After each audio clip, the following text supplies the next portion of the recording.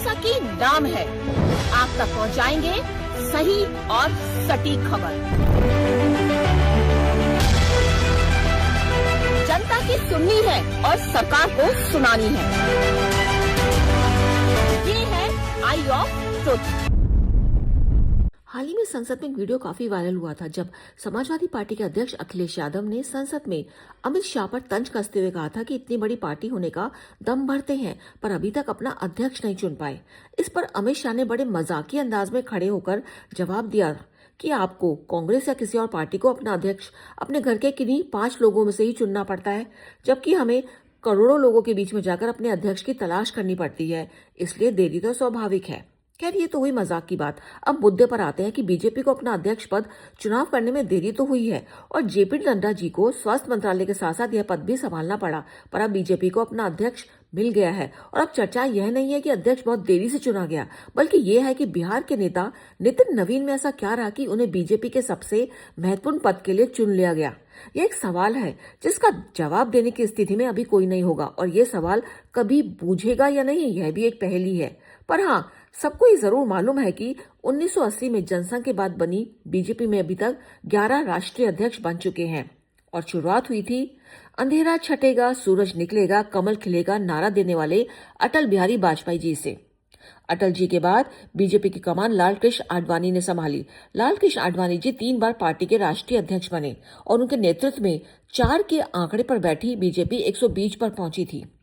पर 2005 में जब आडवाणी ने पाकिस्तान में जिन्ना को धर्मनिरपेक्ष कहा तो इससे पार्टी में इतना बवाल मचा कि उन्हें इस्तीफा देना पड़ गया था। उसके बाद डॉक्टर मुरली मनोहर जोशी ने 1991 से 1993 तक पार्टी की कमान संभाली। उस समय राम मंदिर आंदोलन चल रहा था और उन्होंने भाजपा को मुख्य विपक्षी पार्टी की लिस्ट में शामिल किया।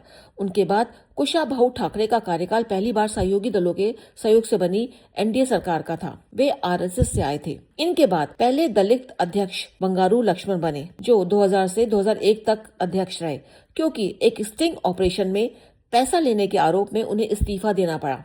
उसके बाद के जाना कृष्णमूर्ति ने 2001 से 2002 तक पार्टी की कमान थोड़े समय के लिए संभाली। वेंकैया नायडू का अध्यक्ष पद का कार्यकाल 2002 से 2004 का था। उनके नेतृत्व में पार्टी ने उत्तर भारत में फिर से पकड़ मजबूत की थी। साल 2005 में राजनाथ सिंह बीजेपी के राष्ट्रीय अध्यक्ष बने। वे 2 बार संगठन के अध्यक्ष बने। संगठन को मजबूत करने, विपक्ष के साथ समन्वय बनाने में राजनाथ सिंह की बड़ी भूमिका मानी जाती है। नितिन गडकरी 2010 से 2013 तक बीजेपी के राष्ट्रीय अध्यक्ष रहे। गडकरी सादगी को इतना पसंद करते थे कि कई बार साइकिल से ही मीटिंग में आ जाते थे।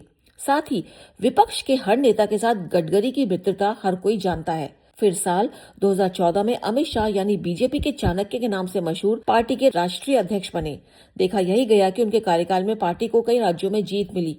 अमित शाह के कार्यकाल के दौरान पीएम मोदी दूसरी बार देश के प्रधानमंत्री बने। अमित शाह के बाद जगत प्रकाश नड्डा साल 2020 में बीजेपी के राष्ट्रीय अध्यक्ष बने और माना जाता है कि अमित शाह से नजदीकी के कारण उन्हें इस पद के लिए चुना गया और अब नितिन नवीन का नाम इसमें शामिल हो गया है।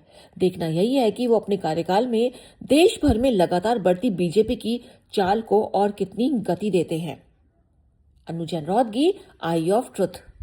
हमारे चैनल आई ऑफ ट्रुथ को सब्सक्राइब कीजिए यूट्यूब पर, इसे फॉलो कीजिए फेसबुक पर, इंस्टाग्राम पर, ट्विटर पर और कू पर।